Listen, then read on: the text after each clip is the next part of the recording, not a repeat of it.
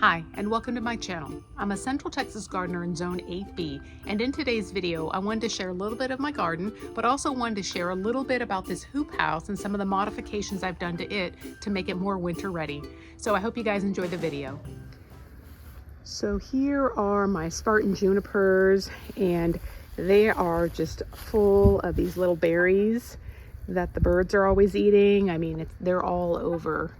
And so these are a little tricky, or can be tricky, to establish in our area.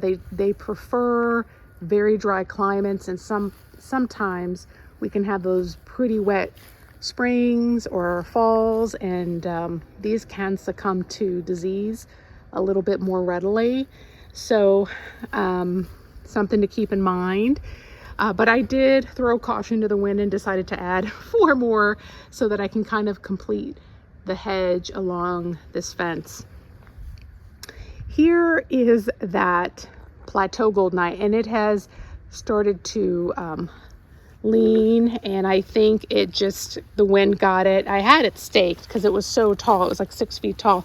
But if you look here, I think we've just, like, the trunk has split. Let me see if I can, yeah. I don't know if you guys can see that. And so you can see some of those branches are sort of dying off. But so next year, because I know this now gets as tall as it does, I'll probably stake it a little bit sooner. And then a bunch of zinnias here that are, just dying off. But you can see all of those little baby zinnias in there. And so I'm just going to leave this. The birds will eat it. And then in the spring, I'll probably just pull more seeds off and just drop them down. I mean, these are just, you can literally just break it and just, scatter the seed. So here are those mealy blue sages. You see how vibrant they are. They seem a little bit more dusky, in the heat. But I mean, right now they're just really vibrant. The green is so green, and that purple is just such a deep purple. So here I have coral nymph salvia, and this has reseeded itself so many times. I mean, you guys can see those are all the baby coral nymphs in there. Will they make it over the winter? I don't really know, because this is my first year with it. So I've got even more volunteers over there. You can see them within the zinnia patch. So I really like that, though, because essentially if I just save some seeds, I can probably just sprinkle some down in the summer and have a bunch of this over here. And these did great in the heat. They probably needed a little bit more water than some of like the other more drought tolerant plants, but it wasn't much more water. And then you can see just, again, all these little zinnias here along the side. Here is my pink thoroughwort, and this is almost acting like a ground cover.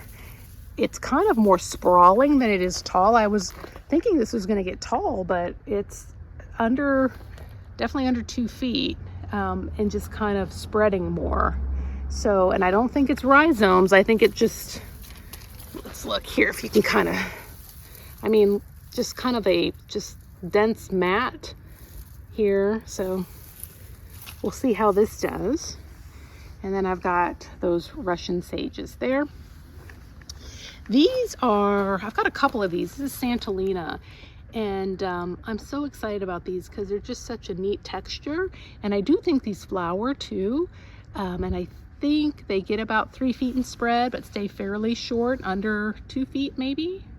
But these were planted in the spring and really didn't do much. I've got one there, and then I've got one it's looking a little bit more puny over here.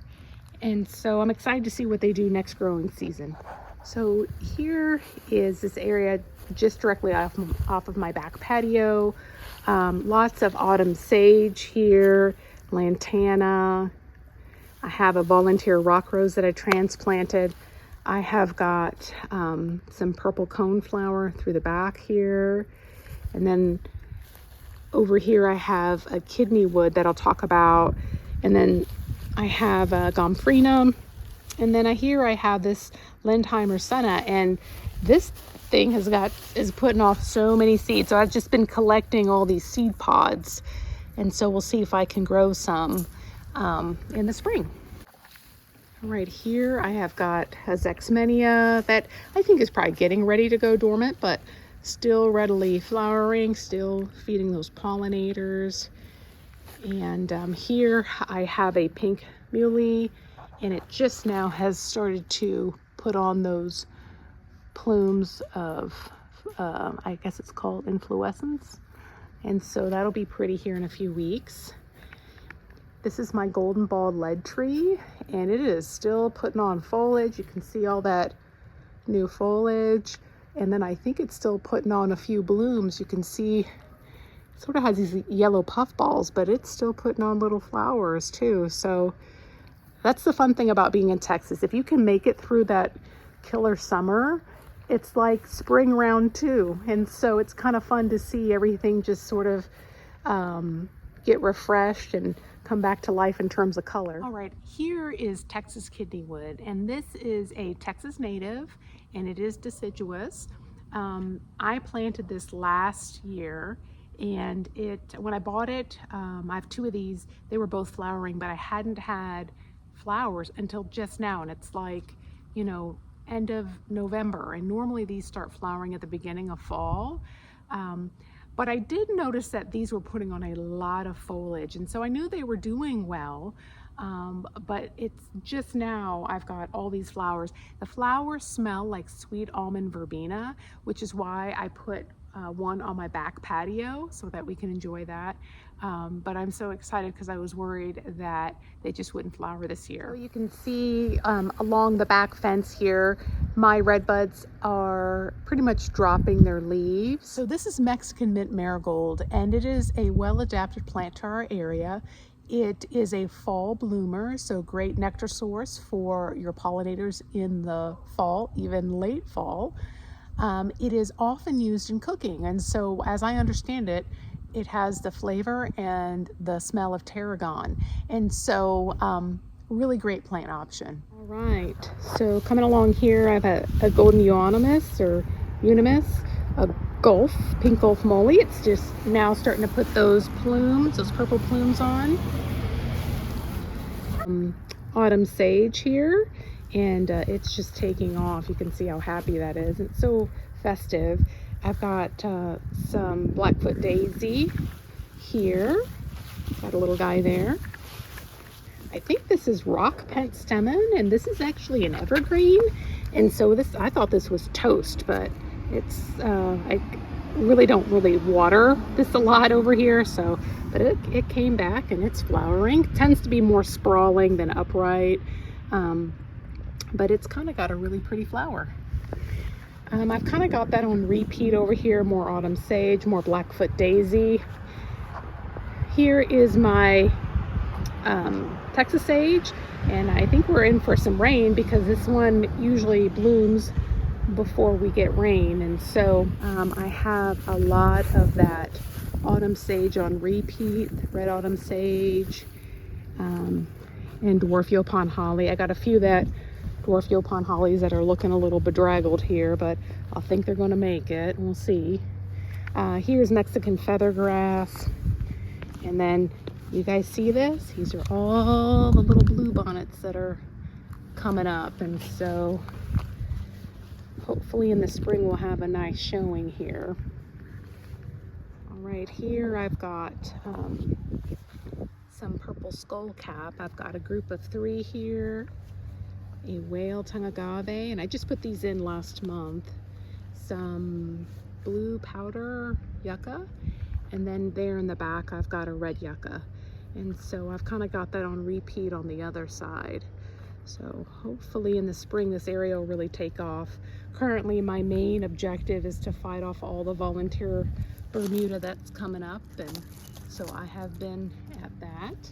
Right, here I have kind of a fun surprise.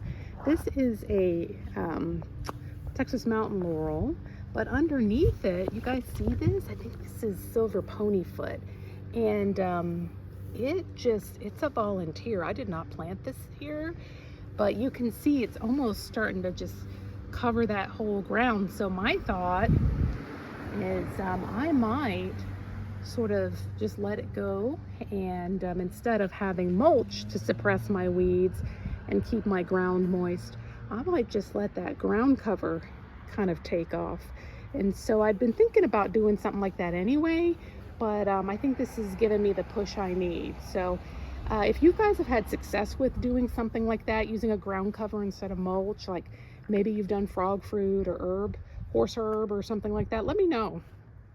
So here is my hoop house, and you may hear me refer to it as a greenhouse, but I think technically this is called a hoop house. Number one, the frame is more of a kind of a hoop style frame. Number two, this doesn't have rigid panels. It has either fabric or plastic that you use instead. I got this because my greenhouse kit was destroyed after about 3 years of use after a hailstorm. It just had succumbed to the UV radiation and was pretty brittle. So what I decided to do was I knew I didn't want to buy an inexpensive greenhouse, but I really wasn't in the market to buy something more substantial because I wasn't really sure what I should be looking for. So I bought this. This was like $90 on Amazon, and I like it because I can use this in the winter and in the summer. And so you can see I've got the sides rolled up here on both sides, so it allows for airflow through the hoop house itself, but I can drop those sides, zip them down, and then I have some steel plates, and I use magnets to kind of seal off that fabric onto the bottom of the frame, and I get a pretty decent seal that way. Here in the front, it's kind of got like the zippered panel that you can roll up and fasten. And going inside, you can see the frame. This is, I think, a steel frame. I have to look at the specs again, but it is magnetized, so I'm assuming it's not aluminum. But what we did was, because it is light, you can it's hollow. So we knew we'd have to anchor this down. So what we did was we had some 4x4s cut to size and kind of made a base for the frame. And then we bracketed the frame down onto that 4x4 base.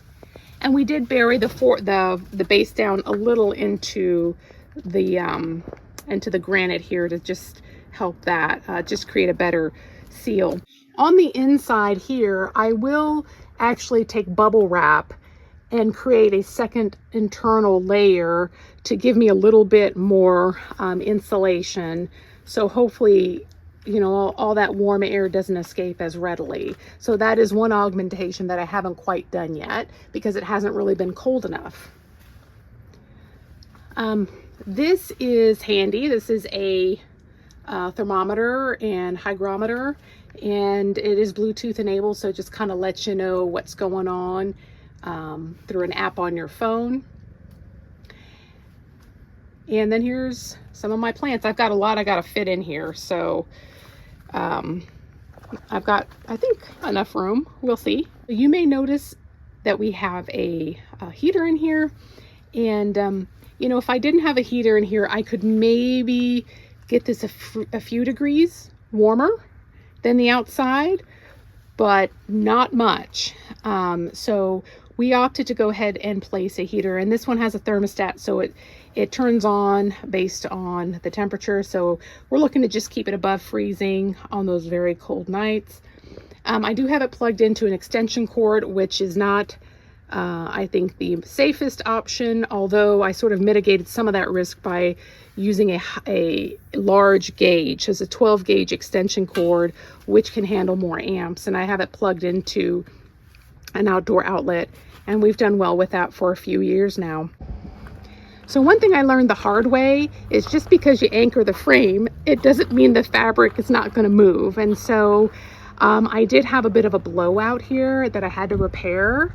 And so you guys can see I use an upholstery repair kit with like a really big curved needle to repair that. And then it does recommend, when you buy this particular kit, to stake down the actual fabric part using these D-rings. There's one on each corner, kind of like you would a tent, but I didn't want to have like something coming out and like I'd be tripping over all the time. So what I did was I used this 550 cord or paracord, and I tied it on the D-ring. I didn't make it super tight. I left some slack so I wouldn't hopefully put too much stress on the fabric. And then I secured it to the frame. I just tied it underneath the frame that is bracketed to the base. So I've done that on all four corners so that hopefully that fabric has less of a reason to either fly off or tear. So we'll see how that goes. I hope you guys enjoyed the video, and until the next one, y'all take care.